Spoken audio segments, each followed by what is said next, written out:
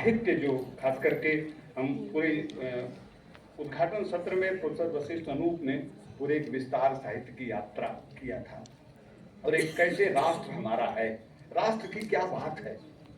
अभी बहुत स्पष्ट किया चंदन जी ने, राज्य क्या है, राष्ट्र क्या है और सांस्कृतिक राष्ट्रवाद क्या है, अच्छी तरह से उसको स्पष्ट किया। और मेहरा सर ने भी उद्घाटन सत्र में उसको अच्छी तरह से स्पष्ट किया है। देहरादून में जहां भारतीय सेना की अग्रपंक्ति तैयार होती है, भारतीय सेना का ऑफिसर जहां बनाए जाते हैं, वहां चिटूड हॉल में 3 पंक्तियां लिखी गई हैं और उन्हीं तीनों पंक्तियों का शपथ लेता है वह अधिकारी जिसके ऊपर बैच लगता है। और वह शपथ लेने वाली 3 पंक्तियां हैं, राष्ट्र का सम्मान, राष्ट्र की सुरक्षा और राष्ट्र का कल्याण पहले नंबर पर, सैनिक की सुरक्षा, सैनिक का सम्मान और सैनिक का कल्याण दूसरे नंबर पर, स्वयं की सुरक्षा, स्वयं का सम्मान और स्वयं का कल्याण सबसे अंतिम पादान पर। अगर राष्ट्र का एक सैनिक यह शपथ लेता है तो देश के हर नागरिक को यह शपथ लेना पड़ेगा कि राष्ट्र का कल्याण और राष्ट्र की सुरक्षा, राष्ट्र का सम्मान नंबर 1 पर है। और शायद इससे बड़ी राष्ट्र की परिभाषा दूसरी हो नहीं सकती।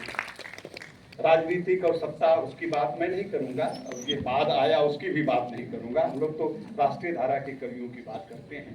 छायावाद में इसी काशी में, इस काशी में ही प्रसाद जी का पहला नाटक, प्रायश्चित प्रसाद जी का पहला नाटक है।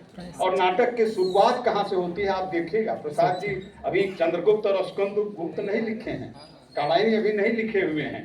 पहला नाटक प्रसाद जी का प्रायश्चित है। उसमें शुरुआत यहाँ से होती है कि 2 विद्याधारियां उस युद्ध भूमि में आती हैं जहां पृथ्वीराज पराजित हुए थे। एक विद्याधारी पूछती है कि इतना सन्नाटा यहाँ क्यों है, तो दूसरी कहती है कि तुम्हें भोग विलास से फुर्सत नहीं है, तुम क्या जानो इसको। अगर भाई ही भाई का शत्रु हो जाए, पहले नाटक में प्रसाद जी लिखते हैं, अगर भाई ही भाई का शत्रु हो जाए, नदी ही श्रृंग को तोड़ने लगे तो दूसरा कौन बचा सकता है। प्रसाद जी की और चंद्रगुप्त तक पहुंचते पहुंचते प्रसाद जी, एक विदेशी महिला कार्नेलिया कहती है कि विश्व के सारे देश मनुष्य को पैदा करने की भूमि है, भारत मानवता को पैदा करने वाली भूमि है।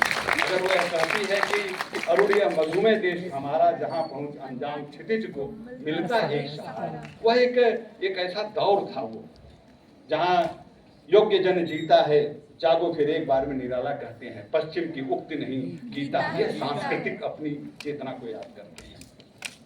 सिंही के गोंद से छीनता है शिशु कौन, स्पष्ट संकेत देते हैं, जिसको शुक्ल जी ने एक शब्द दिया है अपने इतिहास में, हतदर्प भारतीय जनता।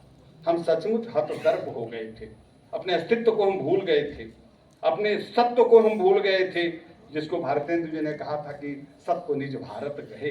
उस सत्व को वापस करने, उस चेतना को वापस करने का कार्य हिंदी के राष्ट्रीय धारा के कवियों ने, छायावाद के कवियों ने किया था। और उसमें एक पूरी की पूरी परंपरा चली। और जैसा कि अभी शायद संभवतः निरंजन जी ने बहुत महत्वपूर्ण बात किया कि पाठ्यक्रम से बहुत योजना के तहत इन कवियों को हटाया गया। मुझे याद है कि 80 के आसपास नागार्जुन जी यही 80 पर टहलते हुए मिल गए थे, और हम लोग, शैलेंद्र भाई यहाँ बैठे थे थोड़ी देर पहले, अभी नहीं है, उनके साथ हम लोग बैठे थे।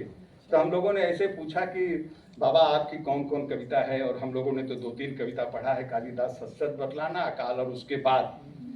तो एक बड़ी मजेदार बात नागार्जुन बाबा ने कही हंसते हुए। उन्होंने कहा देखो कविताएं 2 तरह की होती हैं, एक सधवा कविता होती है, एक विधवा कविता होती है। सधवा माने जो पाठ्यक्रम में आ जाए वो सधवा है, जो पाठ्यक्रम में ना आए वो चाहे जितनी अच्छी कविता रहे। उन्होंने कहा कि मेरी इन 2 कविताओं से ढेर सारी कविताएं अच्छी हैं, लेकिन वो विधवा बनी हुई है, पाठ्यक्रम में नहीं आ पाती हैं। तो इस राष्ट्र भक्ति धारा के कवियों की कविताओं को विधवा बना के आजादी के बाद छोड़ा गया।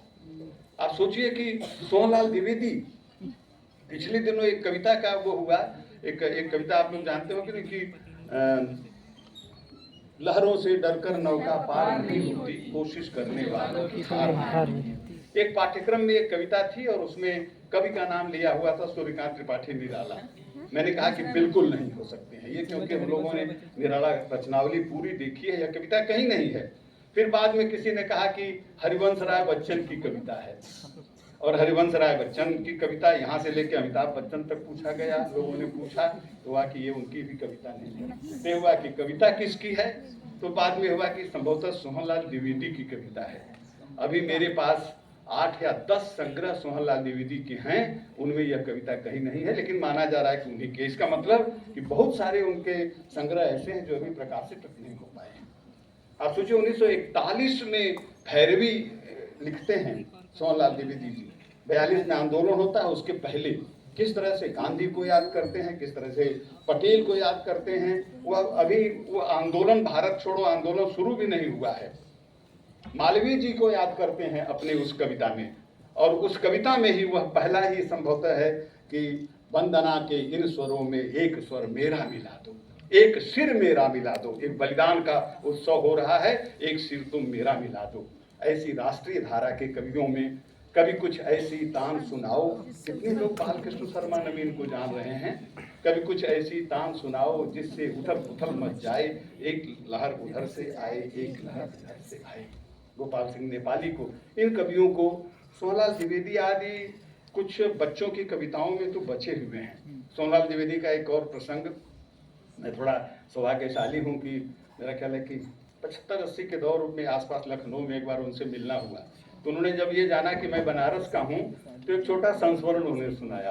उन्होंने कहा कि मैं बच्चों की कविताओं का एक संकलन तैयार कर रहा था, बच्चों की तरह उनका स्वभाव था।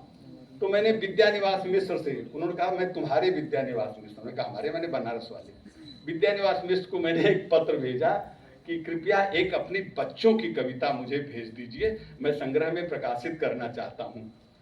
तो विद्यानिवास जी ने क्या किया, उनकी कुछ दिन पहले उनकी एक बेटी पैदा हुई थी, एक ही बेटी थी विद्यानिवास जी को, एक बेटी पैदा हुई थी, कुछ बड़ी थी।